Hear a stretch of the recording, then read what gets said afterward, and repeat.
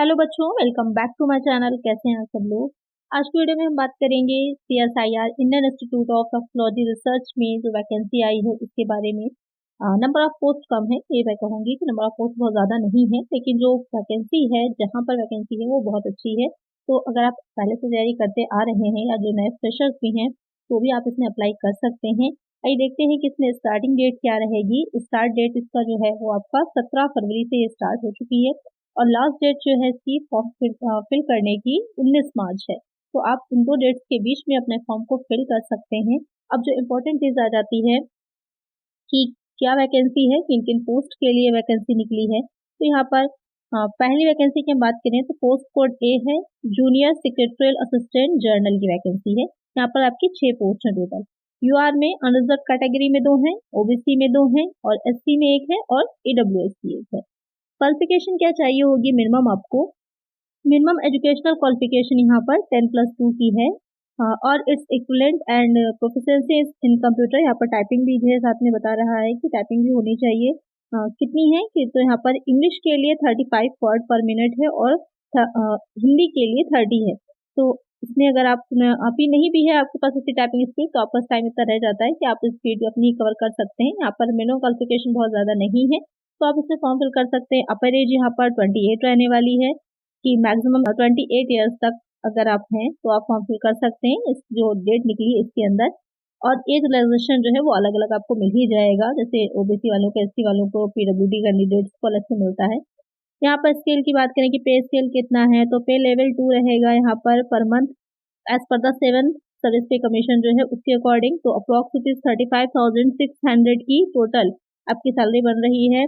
उसके अलावा HRA TA ये सब चीज़ें इंक्लूड भी रहती हैं। तो यहाँ पर सेकेंड वाली जो आपकी वैकेंसी है पोस्ट कोड बी के लिए, junior secretarial assistant finance and accounts, ये आपकी मेनली किससे इसमें है, फाइनेंस और अकाउंट्स के जो बच्चे हैं उनके लिए है। 2 वैकेंसीज ही हैं, एक जनरल में आपकी 1 वैकेंसी है, ओबीसी में 1 वैकेंसी है। पोस्ट कोड सी के लिए junior secretary assistant store and purchase में निकली है। यहाँ पर भी 2 वैकेंसी और दोनों ही आपके जर्नल में है। तो यहाँ पर टोटल आप देखेंगे तो 6 वैकेंसीज जो हैं वो जूनियर सेक्रेटरी असिस्टेंट जर्नल की हैं। 2 वैकेंसीज जो हैं वो junior secretary assistant finance account में और स्टोर एंड परचेज में भी 2 वैकेंसी हैं। तो यहाँ पर अगर आप इंटरेस्टेड हैं और अपर एज आपकी 28 से कम है तो आप उसमें फॉर्म फिल कर सकते हैं। और इसमें क्या इंपॉर्टेंट है या क्या रिलैक्सेशन है वो देख लेते हैं एक बार। जैसे कि यहाँ पर दे रखा है कि एज लिमिट एंड रिलैक्सेशन कितना मिल रहा है, तो minimum age for applying is 18 years minimum है, मैक्सिमम 28 है। Date of submission of online application, cut off date for determining the age, ये सब चीज़ें दे रखी हैं। साथ में यहाँ पर मेन यहाँ पर आ जाता है third point, upper age relaxation 5 years to the member of scheduled caste. जो SC के हैं उनके लिए 5 ईयर्स का है, 3 ईयर्स का है आपका ओबीसी वालों के लिए। और इसके अलावा भी बाकी आपकी देख लीजिएगा जिसमें भी आप आ रहे हैं 10 ईयर्स के अलग से मिल रहा है। तो साथ में बहुत सी चीज़ें बता रखी होंगी, तो देख लीजिएगा जिस भी कैटेगरी में आप आ रहे हैं आपको वहाँ से रिजर्वेशन मिल सकता है। अब आ जाता है कि सिलेक्शन कैसे होना है, उसको देख लेते हैं। For the post of junior secretary assistant journal finance account and store and purchase, यानी तीनों ही इंक्लूड है। Scheme of competitive return examination for junior secretary assistant finance account and store of purchase, there will be 2 papers. यहाँ पर 2 paper होंगे, paper 1 और paper 2। In the return competitive examination paper 1 is qualifying in nature, यानी paper 1 को आपको सिर्फ qualify करना है और जो पेपर 2 होगा यहाँ पर will be evaluated only for those candidate who score the minimum threshold marks to be determined by the selection committee. यानी कि पेपर 1 जो है क्वालिफाइंग नेचर का है, उसमें एक मिनिमम मार्क्स आपने जब अगर लाए होंगे तभी आप पेपर 2 वहाँ पर दे पाएंगे। Mode of selection OMR based होगा या फिर CBT कंप्यूटर बेस्ड भी हो सकता है, OMR बेस्ड भी हो सकता है। यहाँ पर medium of question, the question will be set both in English and Hindi, यहाँ पर दोनों में ही आपके रहेंगे। स्टैंडर्ड तो 10+2 है, पहले ही समझ लिया हमने। क्वेश्चन टोटल आपके 200 आएंगे और टोटल टाइम आपको कितना मिलेगा, 2.5 आवर्स, यानी कि 2 घंटे 30 मिनट यहाँ पर आपको मिलने हैं। 200 क्वेश्चन आने हैं, तो टाइम सफिशियंट है यहाँ पर। अब देख लेते हैं पेपर 1 में क्या चीज़ें आनी हैं। 90 मिनट्स का टाइम अलॉट है पेपर 1 के लिए। मेंटल एबिलिटी टेस्ट होगा, यहाँ पर 100 क्वेश्चंस आएंगे, 200 मार्क्स रहेंगे। There will be no negative marks, ये सबसे अच्छी चीज़ है कि यहाँ पर कोई भी नेगेटिव मार्किंग नहीं है यहाँ पर, तो आपको पूरे ही क्वेश्चन अटेम्प्ट आप कर सकते हैं, नेगेटिव मार्किंग नहीं है। Mental ability test will be so as to include general intelligence है, क्वांटिटी एप्टीट्यूड है, रीजनिंग है, और आपकी यहाँ पर हो जाएगी सिचुएशनल जजमेंट है।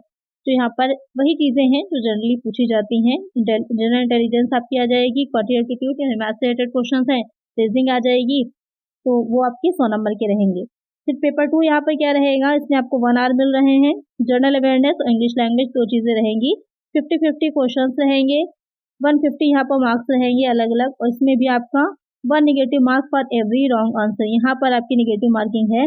फर्स्ट पेपर में कोई निगेटिव मार्किंग नहीं थी, लेकिन सेकंड पेपर जो होगा वहाँ पर आपकी एक गलत क्वेश्चन पे आपके 1 नंबर कटेगा, 1 मार्क्स कटेगा। तो यहाँ पर आपको अच्छे से वही क्वेश्चन अटेम्प्ट करने होंगे जो आपको आते हैं, क्योंकि यहाँ पर निगेटिव मार्किंग है, तो इस चीज़ का ध्यान रखिएगा। तो ये पेपर है आपका कि किस तरह से एग्जाम का पैटर्न रहने वाला है इसमें, और आपको पेपर कैसे देना है।